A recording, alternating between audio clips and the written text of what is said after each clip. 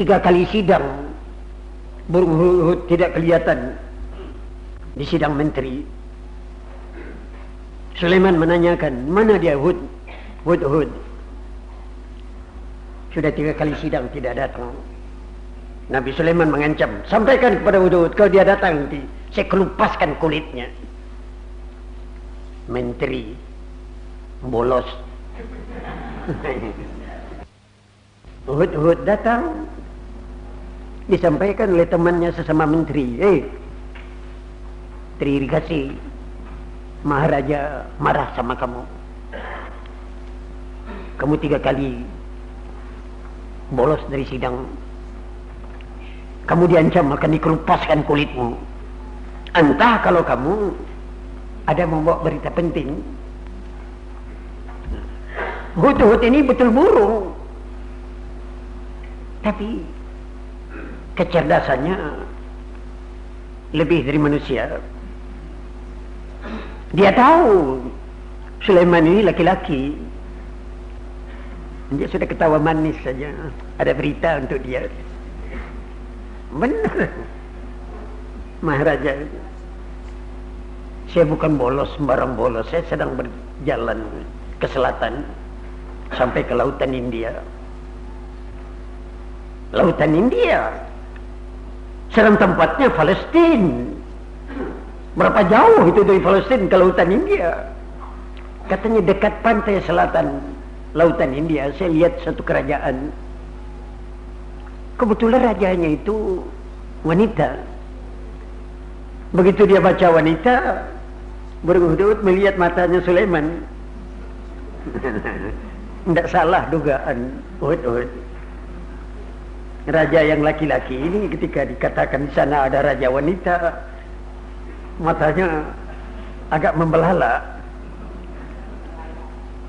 Langsung dimasuki sekali oleh Hud. Itu raja katanya menyembah matahari, tidak menyembah Tuhan.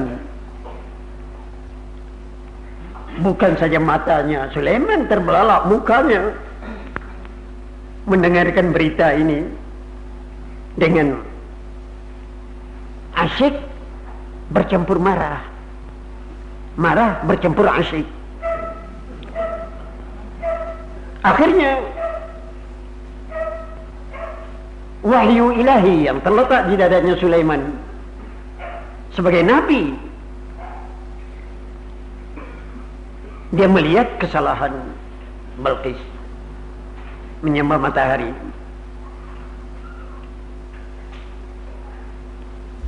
Hud, sini. Dia tulis surat, antarkan ini langsung ke haribaan raja itu. Kamu masuk ke istananya, jatuhkan di dadanya surat ini, di dadanya Balqis. Ini permulaan kalimat Bismillah ditulis di Quran. Permulaan kalimat Bismillah tertulis di Quran. Innahu min Sulaimana wa innahu Bismillahirrahmanirrahim. Allah ta'lu alayya wa'tuni muslimin. Ini isi surat ditulis sendiri dengan tangannya Sulaiman. Terjemahnya, ini surat dari Sulaiman. Dan ini surat ditulis dengan nama Allah yang pengasih penyayang. Kamu jangan sombong di dunia. Datang ke sini menyerah. Nah, ini bunyinya surat itu. Datang ke sini menyerah. Ini ultimatum pertama dan terakhir. Tidak ada ultimatum kedua lagi. Satu ini saja ultimatum. Allah ta'lu alayya wa'tuni muslimin. Datang ke sini, kamu jangan melihatkan sombong kepadaku. Benar. Suratnya Menteri Irigasi burung Hud ini dijatuhkan ke badannya Balqis. Balqis membaca sebagai raja yang bijaksana. Dia berpendapat, oh, sudah biasa ini raja begini. Apalagi raja laki-laki, sombongnya bukan main. Ultimatum. Ada jalan katanya mendinginkan ultimatumnya. Apa? Kirim hadiah.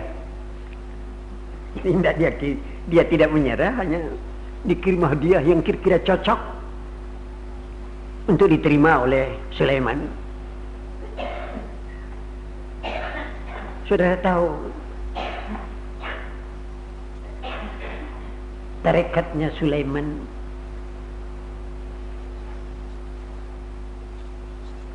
apa? Tarekatnya Sulaiman jangan mau menandakan tangan menerima hadiah. Umumnya orang berhadiah itu berasa bertangan di atas, kamu penerima di bawah.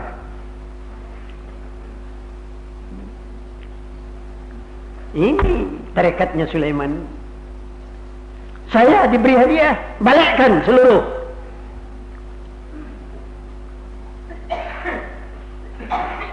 Apalagi kamu memberikan hadiah itu berasa tangan di atas. Ditolak oleh Sulaiman hadiah Balqis. Begitu hadiahnya tertolak, maknanya Sulaiman melanjutkan dari ultimatumnya. Balqis harus menyerah, sendiri datang ke Yerusalem. Sulaiman menanyakan kepada partai jin yang memimpin kementerian di negara Sulaiman, Ifrit, tanyakan bagaimana bisa pindahkan istananya Balqis ke sini. Raja jin mengatakan, segala titah pati junjung. Sebelum raja berangkat berdiri di kursi istananya sudah ada di sini. Sedang duduk di kursi, sebelum berdiri katanya istananya ada di muka rumah ini. Seorang waliullah, manusia, kelamaan itu. Saya bisa mendatangkan istananya ke sini sebelum matamu yang kamu tutup terbuka. Artinya sekejap mata tutup, istananya ada di sini.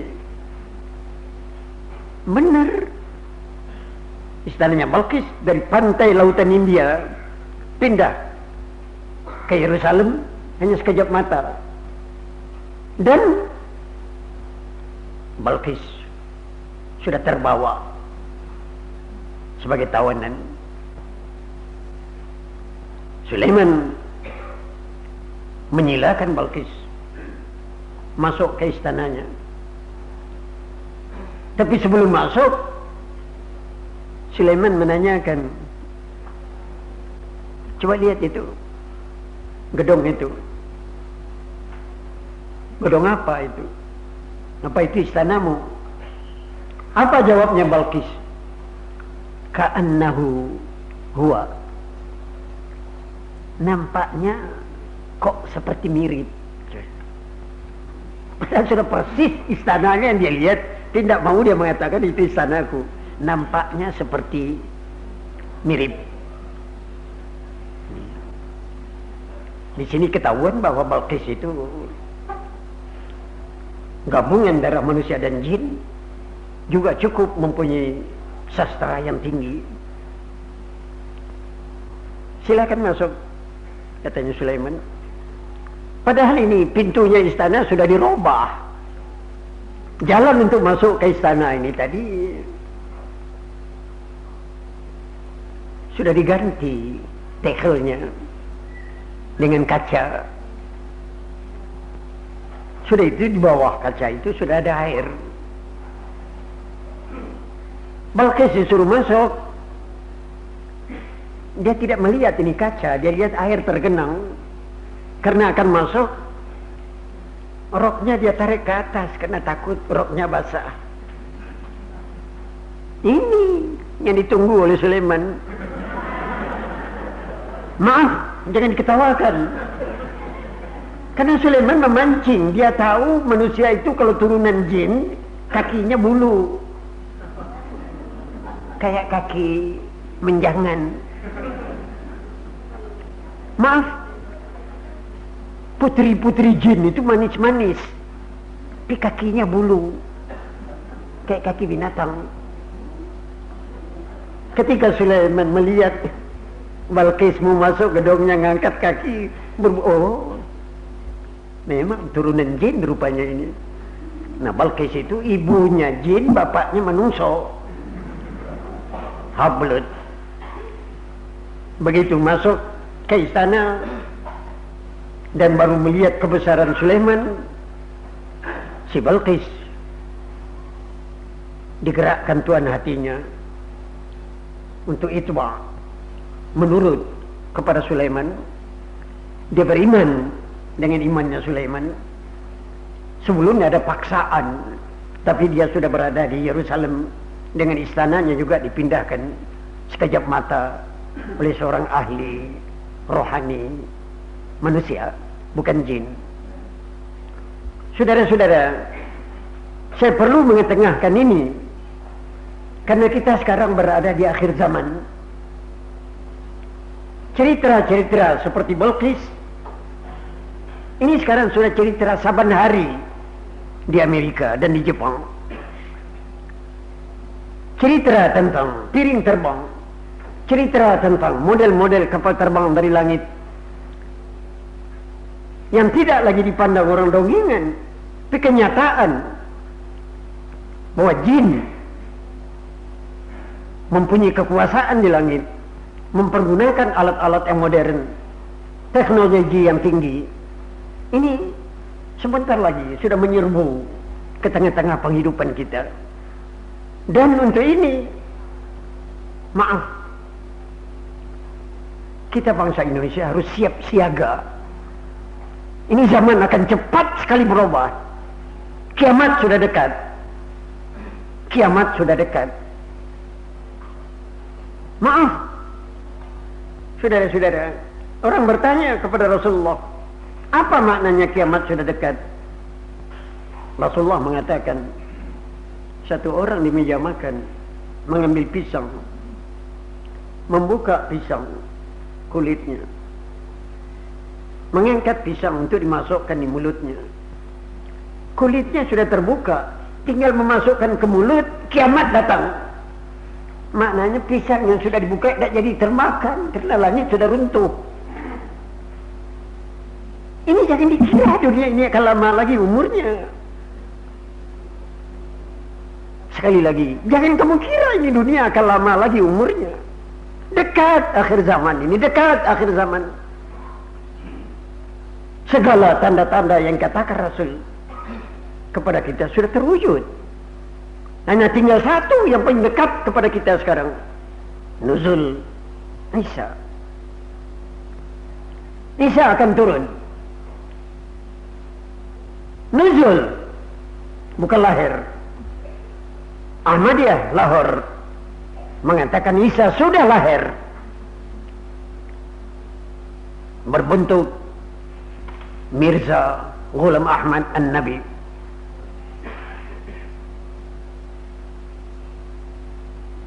Seluruh dunia Islam menolak.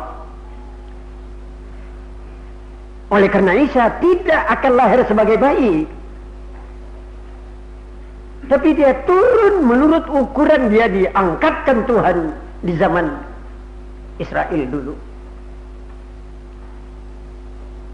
Isa diangkatkan Tuhan ke tempat yang tertinggi di umur 30 tahun.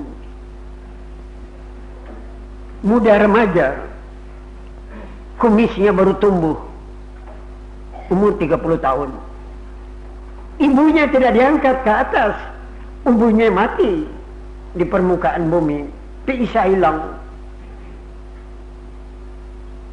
Allah Subhanahu wa ta'ala dengan iradat dan kodratnya mengetahui bahwa peredaran dunia di akhir zaman melibatkan nama Isa ibni Maryam. Sengketa antara Yahudi dengan Nasrani dimulai. Yahudi katanya membunuh Isa, mensalibkan Isa. Tapi anehnya kaum Nasrani tidak berontak, tidak melawan.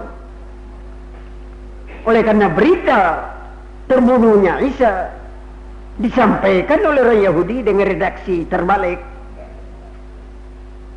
Kamu jangan bersedih hati, Isamu itu sebenarnya anak Tuhan, dan dia menyediakan darahnya untuk menebus dosamu. Percaya sajalah bahwa dia penebus segala dosamu, diampuni Allah. Dia sudah kecantel di bergota, naik kayu salib dan dipaku. Walhal tidak seorang Hawari yang menyaksikan, tidak seorang pengikut Isa yang menyaksikan dengan matanya Isa tertangkap dan Isa tersalib. Seluruhnya yang melakukan dan yang melihat itu orang Yahudi. Dan anehnya tidak Yahudi agamis, Yahudi pasukan Romawi, tentara pasukan pendudukan disuruh nangkap Isa. Tentara datang dari lain kota, tidak tahu keadaan di sekitar penghidupan Isa. Yang tertangkap orang lain. Kebetulan orang lain itu sesudah berunding dengan Isa, siapa di antara muridku yang siap menggantikan diriku tertangkap?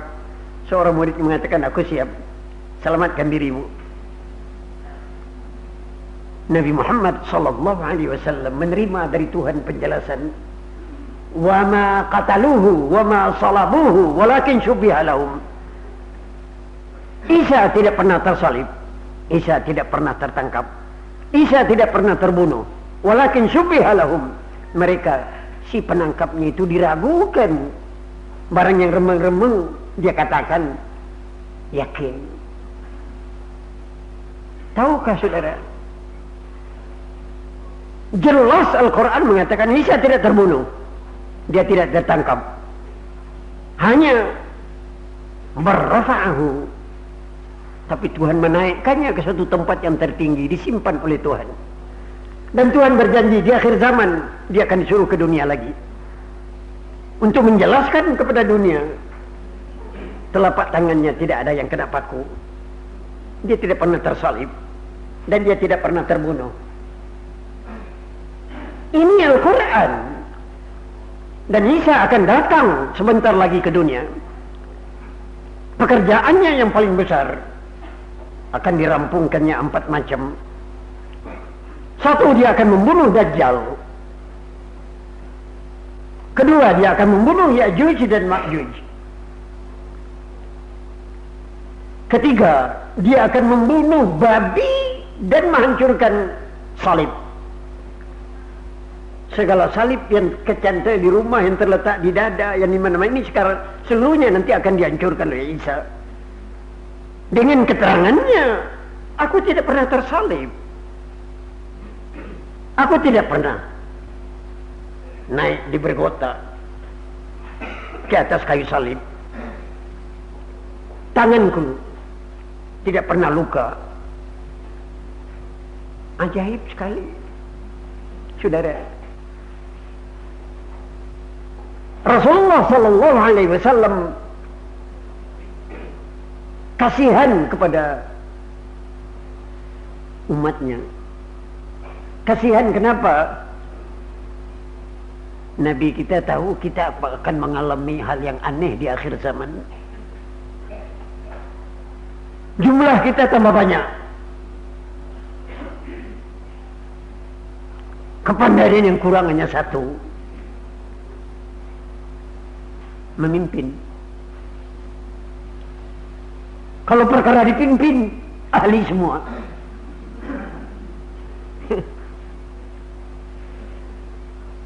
Untuk dipimpin sekarang umat Islam pandai semua. Tidak saja perempuan senang dipimpin, prianya juga senang dipimpin. Wa amma memimpin, maaf,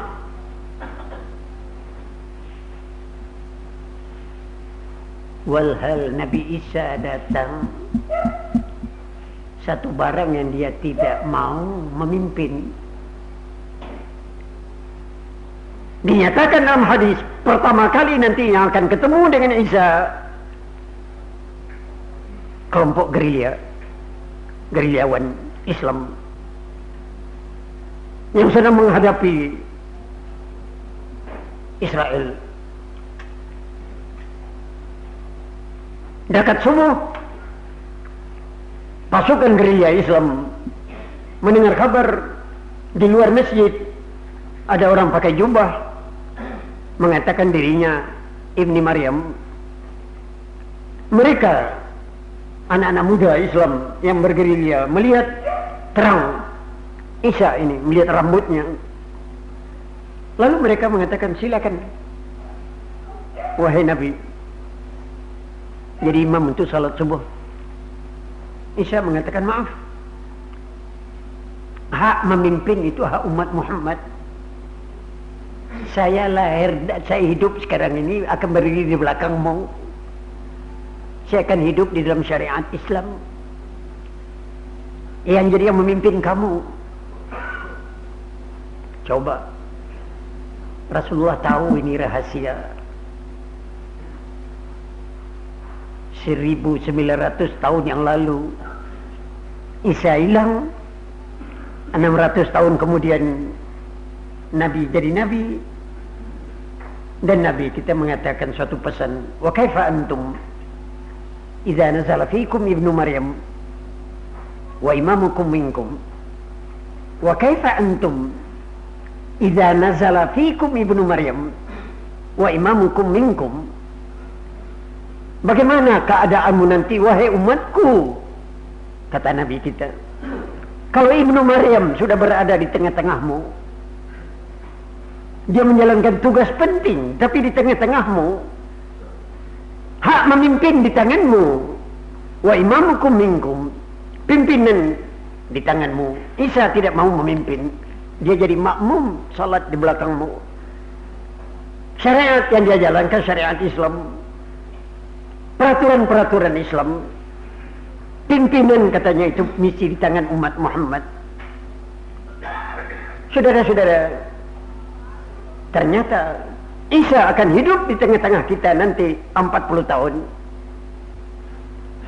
Dia turun dari langit dengan ukuran umur 30 tahun.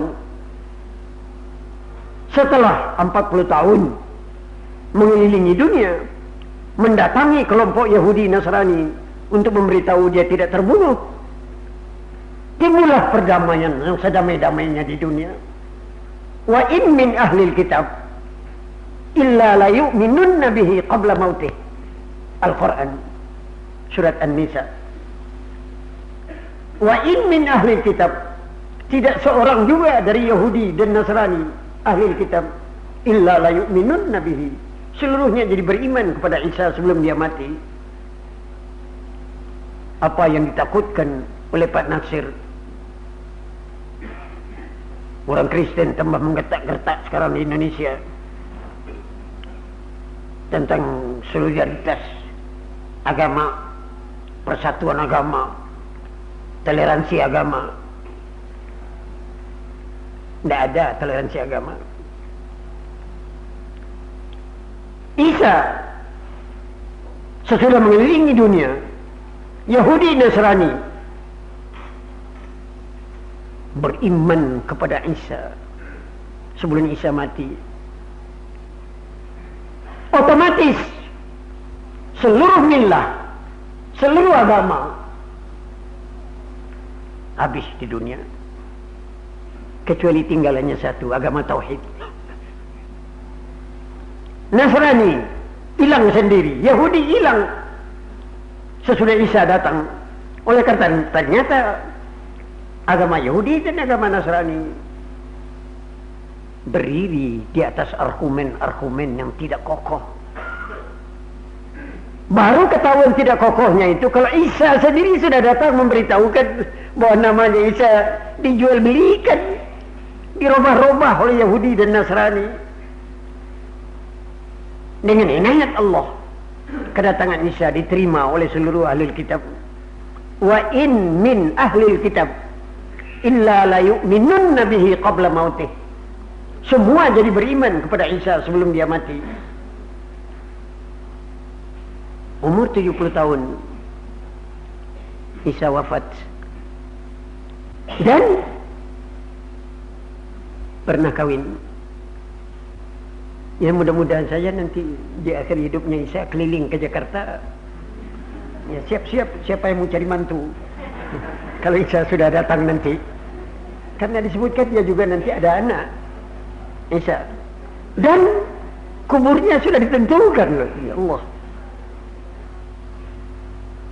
Dia akan berkubur di samping kuburan yang kemarin dilihat di Madinah. Nabi, Abu Bakar, Umar. Tempat di bawah kakinya Umar ini sudah pernah diminta oleh Aisyah untuk dia kepada Rasulullah, izinkanlah saya mau memakai ini nanti, tempat ini, katanya Aisyah kepada Rasulullah. Rasulullah menjawab, oh jangan kamu minta, kamu cari tempat lain saja, karena tempat ini untuk Ibni Maryam. Jadi tempat di belakang kakinya Umar bin Khattab, disitulah nanti Ibni Maryam akan berkubur. Saudara-saudara yang terhormat, saya sengaja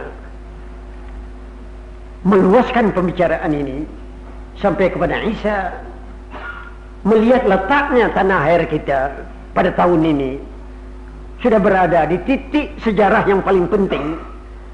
Peredaran di tanah air kita akan cepat ini berubahnya, dan kiamat sudah dekat. Sebab itu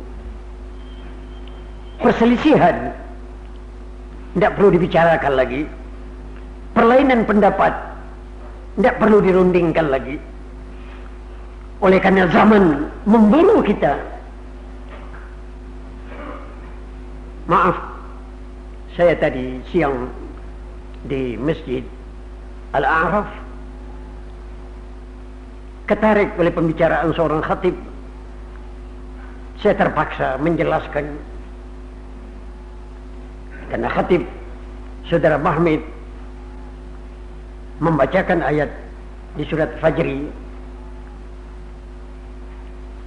tentang 3 bangsa besar di dunia yang disiksa Tuhan dengan azab yang khusus. Kaum Ad, kaum Samud, dan Fir'aun. Terhadap 3-tiganya ini terjadi firman Tuhan, fasabba alaihim rabbuka sawta adab. 3 bangsa ini dihancurkan Tuhan dengan azab yang berat sekali. Padahal ini 3 bangsa lam yukhlaq mithluha fil bilad. Sejak dari langit bernama langit, bumi bernama bumi, belum pernah ada bangsa yang sejaya 3 bangsa ini. Peradabannya, kulturnya, kemajuan tekniknya, perkotaannya, tentaranya. Tapi toh akhirnya disiksa oleh Tuhan. Saudara Bahmid mempergunakan dalam khutbah ini peringatan kepada dunia Islam. Hati-hati. Kalau bangsa yang begitu hebat, Ad, Samud, dan Fir'aun hancur, lebur dengan siksa Tuhan. Kita sebagai bangsa yang ditolong Tuhan sejak tahun 45 sudah merdeka. Perbaikilah diri supaya kita jangan disiksa Tuhan di akhir hidup kita. Kita bangsa yang disayangi Tuhan, sudah merdeka dari tahun 65. Seboleh-bolehnya dari merdeka sudah 44 tahun ini, terus ke hari yang akan datang, bintang kita hendaknya tetap cemerlang. Saya tutup khutbahnya Saudara Bahmid. Kalau Fir'aun disiksa Tuhan, tapi aneh sekali,